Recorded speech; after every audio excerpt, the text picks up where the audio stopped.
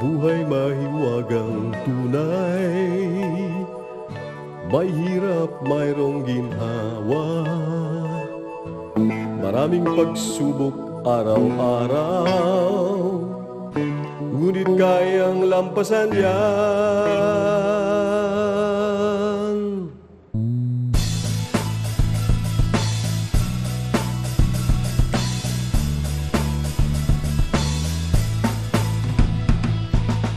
Ano man ang ating katayuan,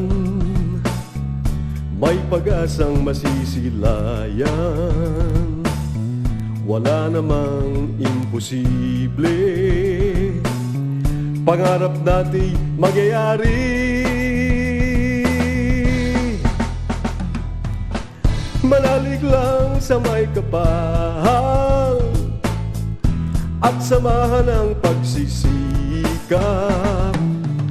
Sa masipag walang mahirap, patuloy lang tayong mangarap. Pinoy, asenso tayo. Pinoy, asenso tayo. Pinoy, asenso tayo. Asenso. Pinoy, asenso tayo. Pinoy, asenso tayo. Paniwala ka, asenso tayo. Asenso Pinoy.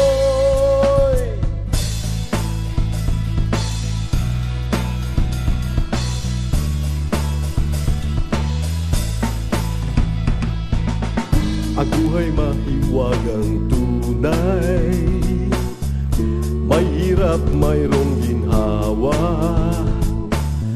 maraming pagsubok araw-araw, ngunit kayang lampasan yan.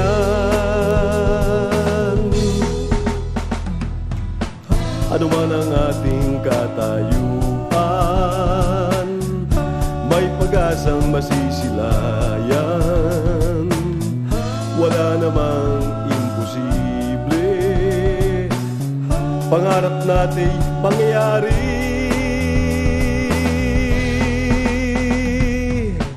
Manalig lang sa may kapal at samahan ang pagsisikap. Panaginip at adhikain, sama-sama nating abutin. Pinoy, asenso tayo. Pinoy, asenso tayo. Pinoy, asenso tayo. Asenso. Pinoy, asenso tayo. Pinoy, asenso tayo. Maniwala ka, asenso tayo. Asenso Pinoy.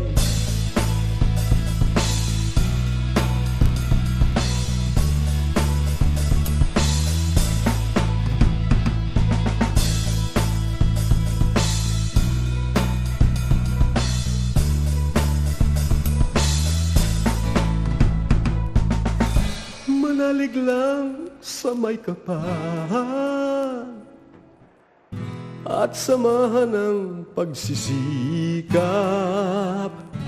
Tamang landas kapag tinungo, tiyak ang ating pag-asenso. Pinoy, asenso tayo. Pinoy, asenso tayo. Pinoy, asenso tayo. Asenso.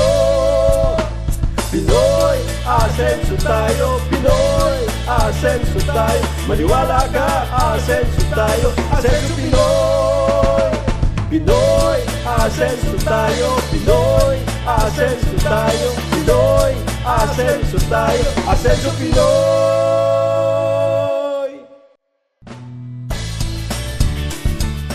Salamat sa Diyos sa isang magandang araw. Narito ang ating programang maghahatid sa inyo ng inspirasyon, mag-aalok ng pag-asa, at naniniwala sa pamamagitan ng sikap at tamang diskarte, maaari tayong umasenso sa buhay.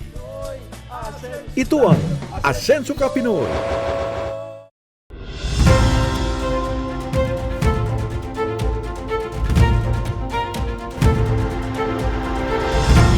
Magandang araw mga Kapinoy! Nandito tayo ngayon sa World Trade Center para sa isa sa pinakamalaking food events sa Pilipinas, ang World Food Expo o mas kilala bilang WOFEX. Grabe, ang daming ganap dito. New food trends, sobrang sarap na pagkain at next level food innovations. Lahat ng food lovers, negosyante o kaya ay naghahanap ng mga bagong business, ito na ang pagkakataon nyo para matikman, matuto at madiskubre ang pinakabagong food trends at business opportunities. Kaya ano pang hinihintay natin? Tara na, samahan nyo kami sa Ultimate Food Adventure at magpakabusog sa pinakamasarap at pinaka-exciting na food experience ng taon. Dito lang sa WOFEX 2025. Ako po si Ana Galanga Cardona. Ito ang Asenso Ka Pinoy.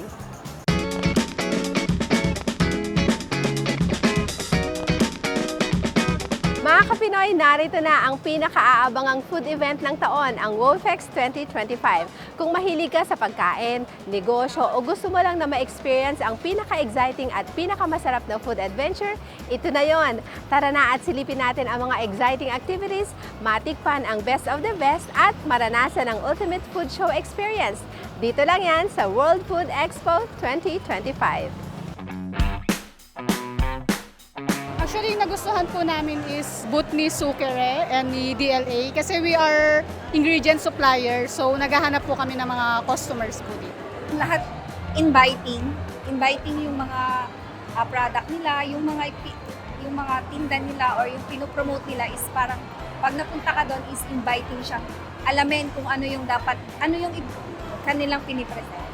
Ang nagustuhan kong booth sa WOFEX ngayon is yung one of those is the Achievers, the booth of Achievers, especially their samples.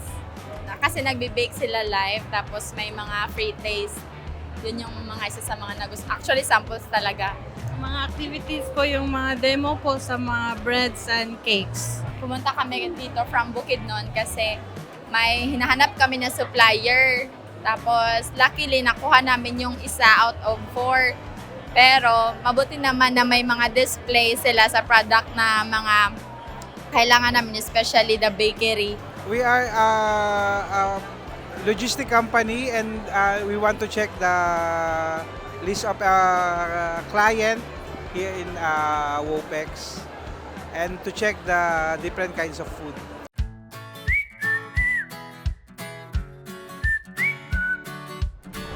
Sa ating pagbabalik, let's dive into one of the biggest and most exciting food expo in the Philippines. Asenso Ka Pinoy will be right back. Hello, Mambia Kapinoy. Please like and follow our Senso Kapinoy Facebook page. At Paramaging Updated KO and our Senso contents, you may subscribe to our YouTube channel and hit the bell button for more updates. Asenso Kapinoy.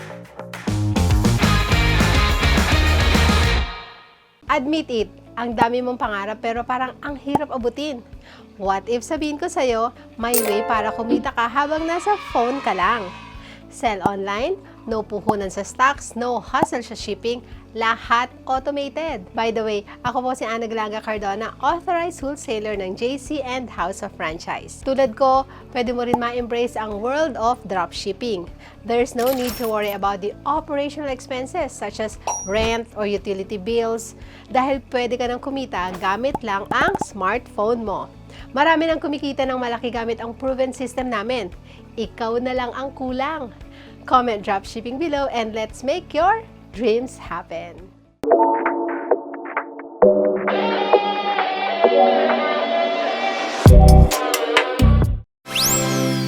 Pinoy, asenso tayo. Pinoy, asenso tayo. Asenso Pinoy!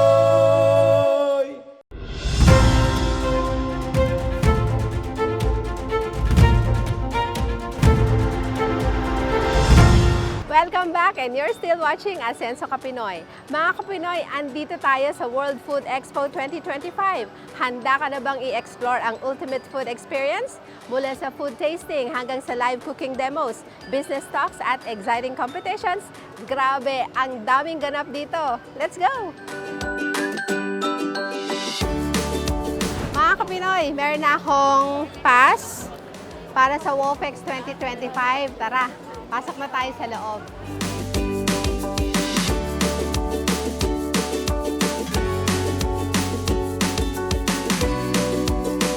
Mga Kapinoy, pasok na tayo sa WOFEX 2025, ang biggest food show sa bansa. Tara! dami mong makikitang mga booth dito. Tara, pasyalan natin ang buong World Trade Center.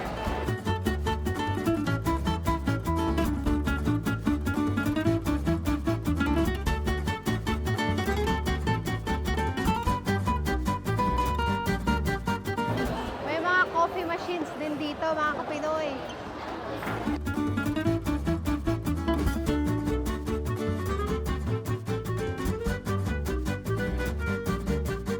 At may mga ceramics para sa mga kape and tea.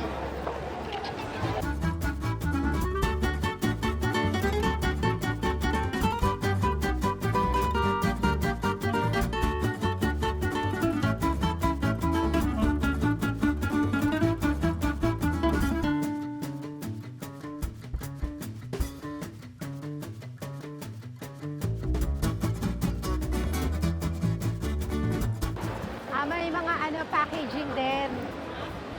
So may makikita rin mga packaging dito, mga kapinoy.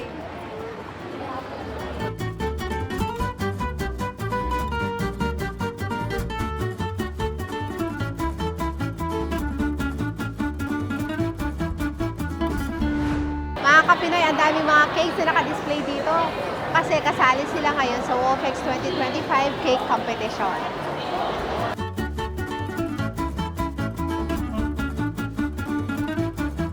Sa ating pagbabalik, makipagkwentuhan tayo sa ilan sa mga exhibitors dito sa WOFEX 2025. Alamin natin ang inspiring success stories ng mga food entrepreneurs at marami pang kwentong punong-puno ng inspiration at negosyo tips. Siguradong interesting to. Gusto mo bang maitampok ang iyong negosyo o asenso story sa Asenso Ka Pinoy? Madali lang yan. Maaari mong i-message ang Asenso Ka Pinoy Facebook page at mag-send ng letter sa aming email address flashed on screen.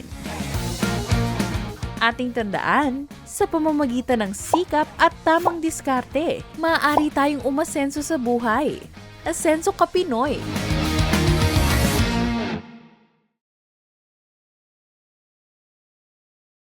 Admit it, ang dami mong pangarap pero parang ang hirap abutin. What if sabihin ko sa'yo, may way para kumita ka habang nasa phone ka lang?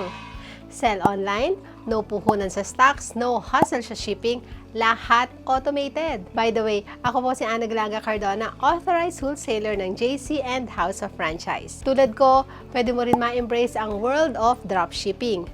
There's no need to worry about the operational expenses such as rent or utility bills dahil pwede ka nang kumita gamit lang ang smartphone mo. Marami nang kumikita ng malaki gamit ang proven system namin.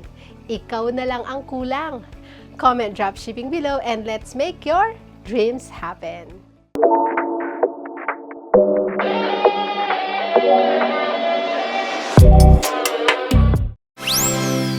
Pinoy, asenso tayo. Pinoy, asenso tayo. Asenso Pinoy! Let's meet the game changers of the food world. Dito lang sa WOFEX 2025. Malalaman natin ang mga kwento sa likod ng kanilang food businesses, mga unique na produkto at ang sekreto ng kanilang tagumpay. Mga kapinoy, kasama natin si Sir Rex Pentespina. Mula po siya sa Davao. At Sir, ano po yung mga products na showcase nyo ngayon dito sa WOFEX? Hello, good afternoon. My name is Rex Pentespina. I am a cacao farmer and at the same time chocolate maker of Malagos Chocolate. And then ngayon sa WOFEX, pinopromote namin yung bago naming produkto, itong vanilla. So ito vanilla. yung sir, di ba? Oo, so we grow vanilla sa Davao. We've been growing it for the past 6 years and now nag-harvest na kami, and so this is our first harvest and first season namin, no? So it's very timely to parang launch showcase it here in WOFEX. Sir, dito galing, no, yung vanilla. Oo, Sabi ito mo yung vanilla. kanina, Ito yung vanilla plant. It's an orchid. And then it grows sa sa trunk ng trees. Okay. So ito gino-grow namin on Madrid de cacao. And then or pwede rin sa cacao. And then it takes about 5 years to make it flower. Tapos pag flower niya, hand-pollinated siya. So parang magiging ganito na siya. Ito Yes, yung ang binibenta finish. na natin, diba? Ang finished product is a cured vanilla pod Oo. and then used for baking Yeah. and for flavoring Yes, sa mga drink and coffee or O, di ba or meron na baking. Philippine made. Opo, Diba? this is 100% na Manila. Filipino. Yes. And then of course, ang aming chocolate, Meron tayo dito mga chocolate. Malagos so, chocolate. Malagos Oo. chocolate. So ito yung main product namin. It's an unsweetened chocolate. It's pure 100% cacao, cocoa liquor. Ayan. So, So, ito, mabibili na po nila dito 65% dark chocolate. So, healthy chocolate. This is ito, a sir. it's a baking chocolate as Yes, well, oo. and winner of several international awards as well. Wow, iba talaga ang produktong Pinoy, di Opo, ba, sir? opo. Mga kapinoy, nandito tayo ngayon sa Globeramics. Kasama natin si Jane Ryan. Itatanong ko sa kanya, paano ba ginagamit itong mga to? Kasi ang gaganda ng mga ceramics, ang tawag ba dito, cup nila, and then ang daming mga design. So, paano ba ito ginagamit, Ryan? Ito ma'am, ang purpose po nito is maglalagay po tayo ng paper filter once na gusto na po natin mag-pour over. Okay. And then maglalagay lang po tayo ng paper filter dito. And then ito naman pong electric kettle. Gagamitin rin naman natin siya once na magpo-pour over na po tayo or maglalabas na po tayo ng hot water para po makapag-pour over na po tayo. Okay. So, para sa tsaa lang to, di ba, Yes sa po, tea? Okay. Tapos nababanggit mo sa akin kanina kasi it varies yung flavors kapag may mga iba kang ginagamit. So, paano to? Kunwari, this one. Kung ito ang gagamitin natin, tapos papalitan natin yan. So, parang mag-iiba din Yes yung ma'am, ano. kasi iba't iba rin po kasi yung design niya ma'am. Sa Okay. design ma'am, doon na rin po nagkakaroon ng parang yung pagdaloy ng hot water. So medyo may pagkamabagal or may pagkamabilis. Okay. So, importante pala yung mga Kapinoy para maiba yung flavor, kung mas masarap or masasarap pa, depende dun sa design nitong, anong tawag natin sa ganito? Dripper po. Dripper. Okay. Tapos, may mga iba-ibang sizes tayo. Siyempre, iba-ibang kulay, di ba? Ayan ma'am. Ano yung sinasabi mong nagba-vary din siya ng taste kung sakali? Ayan ma'am, kasi ma'am, ito po, nagkakaroon rin po ng iba't ibang taste dahil po sa dalawang ano na rin po yung ginamit sa kanya, material, chalk and ceramic porcelain. And then yung sa, ano niya na rin po ma'am, yung pagsadaloy po ng tea. Oo. And then sa bagong init na ano ma'am, na tea, doon rin po magkakaroon ng pagkakasta. Kaya pala ganito yung gamit pag tea, no? Yung kaya nasa restaurant Yes, ka. ma'am. Kaya pala masarap. Yes ma'am. Oo, ayun. Ano naman ang tawag dito sa mga ganito? Ayan ma'am, dosing tray. Ayan po, dyan po natin nilalagay ang mga ano natin ma'am, halimbawa mga tea rin din naman po. Okay. Diba? Ang dami na nating Ayan mga mga paper dosing tray natin is ginagamit din po siya sa mga food din natin. And ano naman ang kaibahan nito? Eto ma'am, dito na rin po tayo nagkakaroon ng mga iba't ibang panlasa rin naman sir. Ma'am, dahil po sa pagdaloy rin po ng tsaa. Ano naman ang gamit natin dito? Ceramic din? Ceramic po siya. Pero wala na Ceramic siyang porcelain. chalk. Yes, ma'am. Ceramic porcelain naman ito mga kapinoy. So, iba din naman yung magiging lasa. Di ba? Very artistic at Yes saka po. creative yung mga ano natin. At nakaka-apekto pala yun sa taste. Yes, ma'am. Diba? Ayan. So, sa mga mahilig sa tsaa, actually, meron din silang mga sa coffee din itong Yes mga po. to, no? So, Sa mga coffee natin ma'am. like, bakit maliit para Ito, sa ma'am, espresso? Ito po kasing size na ito is 80 ml for espresso. Espresso. Yes po. Pag ganito naman, Ayan naman po is for mga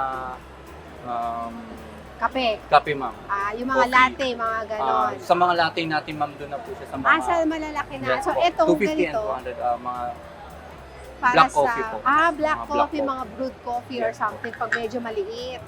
Tapos, pag malaki na, ayun ma'am, Ito. pang sa mga malaki ma'am, mga ano na po, cappuccino. ito naman Yes. para sa cappuccino. Yes, ma'am. Oh my God, ang dami nating natutunan mga Kapinoy sizes and then yung made of kung porcelain or ceramic with chalk or something. Mga Kapinoy, kasama kasama natin si Sir Joel, ang Operations Manager ng Natividad Coffee Roasters. At syempre, Sir, tatanungin po sana kita, ano po yung nagiging participation ninyo dito sa WOFEX 2025? For us as Natividad Coffee Roasters, it's not only for roasting coffee. Our advocacy is to help the local farmers. Yes. So not only for the roasting, so we are different from others because from the very start of planting seeds to the farm management, nursery management, also in harvest and post-harvest to roasting, and very critical, all the stages are critical to make sure that the quality of coffee we are producing, we have to produce that quality coffee. And premium, di ba? We have now for the coffee, for the Robusta, we have the fine Robusta. Mostly we have the local farmers from Mindanao, but not only for Mindanao, but the producing of fine Robusta now is for Soldad Kudarat mostly. But for the specialty coffee, we have the Mount Apo, Bukidnon. We have also the Benguet and other areas of the Philippines. So all of that, since the Philippines has not only produced not less than 30% of the coffee supply, we have to help also the coffee farmers to produce high quality coffee so that we can compete internationally. Yes. So we, from the Natividad Coffee Roasters, we from seed, farm to cup, we are here to support the coffee industry of the Philippines. Wow, ang ganda naman nun. Ang ganda ng advocacy, di ba, Sir? Thank you po. Sir, ano po itong nakikita namin ngayon na umiikot-ikot siya? So, pwede nyo po explain, ito ba yung ginagamit nyo sa Natividad Coffee Roasters? Yes, usually the 1 kilogram roaster is we use it for the specialty sample roasting, and this is also the one that we're using in a Philippine coffee roasting competition. Okay. This one, but we also have in our shop 3 kilogram and the 30 kilogram for the mass production. Sir, bale, etong Natividad Coffee Roasters, sa mga gusto pong bumili, no? Yes, Saan po sila pwedeng bumili? If open pa siya sa online or meron kayong store na pwede nilang puntahan? Natividad Coffee Roasters have our shop at in Tanay. And we're also a part of the Cafe Natividad. We also have the FCI, the school site for the trainings. And they can also order from online through for our Facebook account, Natividad Coffee Roasters. Ayan, sa mga kapinoy, sa mga gustong matikman ang Natividad Coffee Roasters, yung mga kape nila na premium at makakatulong pa tayo sa mga farmers, punta lang po kayo sa Facebook nila na Natividad Coffee Roasters.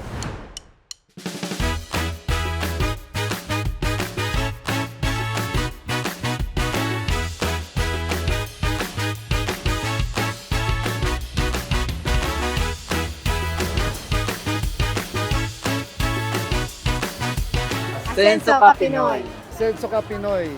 Asenso Ka Pinoy. Isang amazing experience ang makapunta dito sa WOFEX 2025. Nakita natin dito ang iba't ibang booths, world-class food innovations at inspiring success stories ng ating mga food entrepreneurs. Pero hindi lang ito basta Food Expo. Ito ay isang one-of-a-kind experience na punong-puno ng learnings, discoveries at exciting surprises para sa ating mga Kapinoy. A huge thank you to the amazing WOFEX team for letting us showcase this incredible event. Anong pinaka-favorite part nyo sa episode, mga Kapinoy? Share mo naman, i-comment nyo na yan below. Thank you for always watching Asenso Ka Pinoy live stream tuwing Sabado sa aming YouTube channel. For future suggestions, you may comment down below. Huwag kalimutang mag-subscribe sa Asenso Ka Pinoy YouTube channel, i-follow kami sa Facebook and TikTok. Stay updated sa aming mga latest ganaps at exciting gimmicks. Plus, may chance pa kayong makatanggap ng special gift mula sa Asenso Ka Pinoy. Kaya ano pang hinihintay nyo? Like, follow, and subscribe na! #Asenso Ka Pinoy. See you again next Saturday, mga Kapinoy, para sa makabuluhan, nakaka-inspire at puno ng good vibes ng mga Asenso Ka Pinoy story. To God be the glory. Ako po si Ana Galanga Cardona na nagsasabing Asenso Ka Pinoy. Attendance check muna tayo, mga Kapinoy. I-comment ang mga salitang WOFEX sa Facebook attendance post upang magkaroon ka ng chance maka-receive ng special gift mula sa Asenso Ka Pinoy.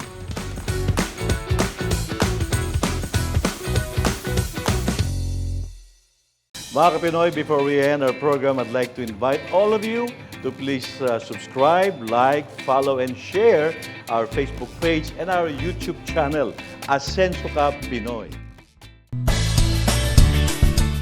Naway naibigan niyo ang ating pagkatanghal sa araw na ito. At sana'y may napulot kayong aral na inyong magagamit tungo sa inyong pag-asenso.